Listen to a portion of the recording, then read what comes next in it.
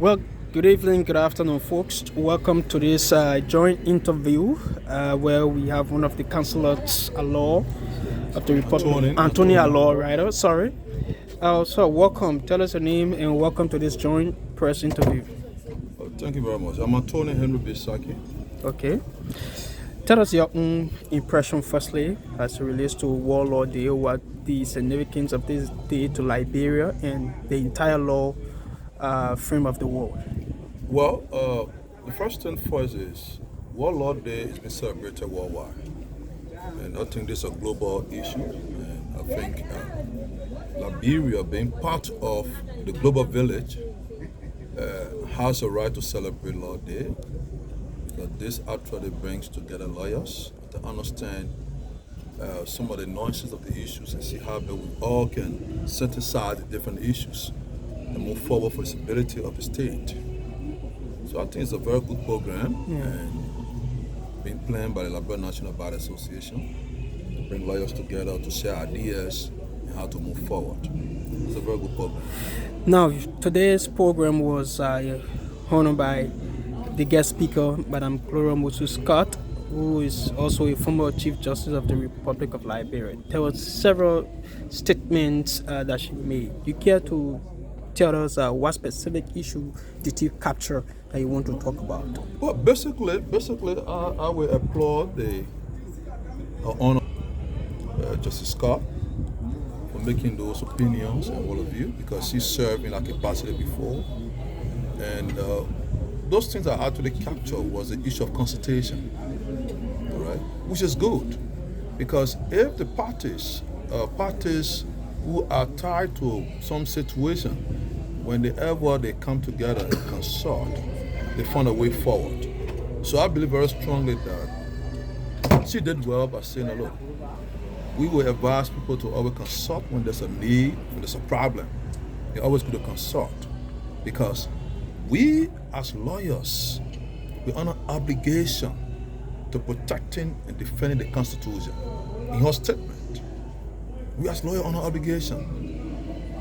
We are officers of the courts in this country, and we have to protect the image of the court. And so her statement was actually unique to the legal profession. So I actually applaud on that. Whatever the case, another issue she raised was the issue of the courts being mindful, all right? Being mindful of the political issues. Because what is unfolding is more like political. And the courts will have to be very careful so that you cannot step into the political field, because stepping there is like you on what you call on the mind, as you said, on the mind. So we as lawyers, and we have to be very careful. How do we dive into political issues? And all of you. So I actually took a statement of consideration that we have to be careful. How do we dive into political issues? How the courts will dive into political issues. We got to be mindful on that. And we need to consult. Because another issue that I capture is the issue of respecting the opinion of the court, specifically the Supreme Court, the Honorable Supreme Court of Liberia. Because it is constitutional. The Constitution provides that the Supreme Court is the final arbiter of law. Whether it's inferred that the Supreme Court opinion is wrong, whether it's inferred that the Supreme Court opinion is right, but the concept we have on the rule of law is to protect the opinion of the Supreme Court. We have to honor it. Every lawyer needs to honor that. Like you said, political matters, but it also goes with constitutional provision. So where in the case the Constitution is supposed to come in, then people talk about political matter. That's something I want you to address. You know, you have to understand that our Constitution, the 1986 Constitution as amended, provided the separation of powers. We have the executive, we have the legislature, we have the judiciary. So everyone has their own role to play. That will not be in conflict, but in variance with other branches. So as lawyers who are friends of the court and officers of the court, must respect the duties of the court. the rulings of the court. We may have an individual's opinion. We may have it. When matters are sub judice, we don't discuss it. We don't discuss issues that are already in the court until afterwards. So every individual has their own opinion. You cannot be denied your opinion. But as lawyers, you're on an obligation to protecting the ruling of the Supreme Court.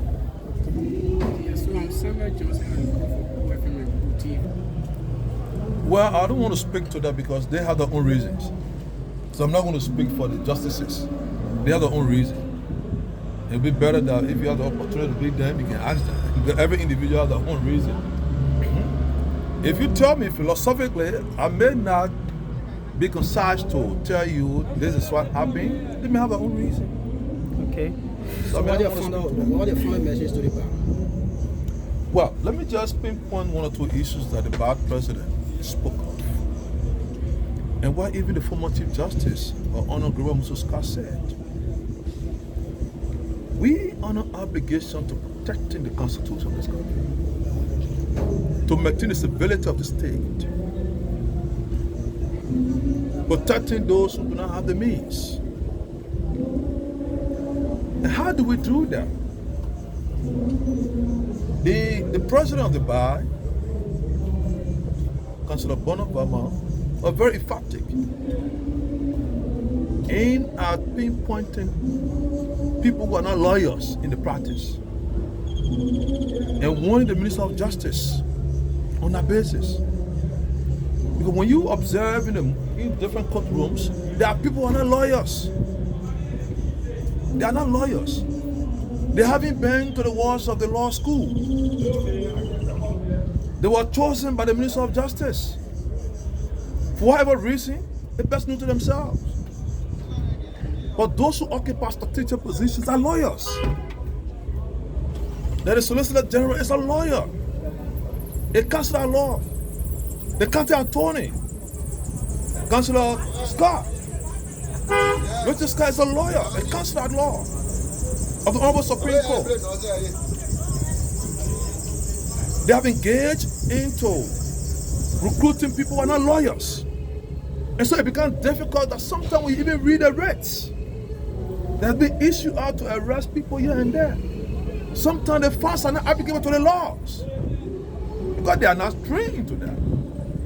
I mean, you cannot be a journalist, you're not going through a training.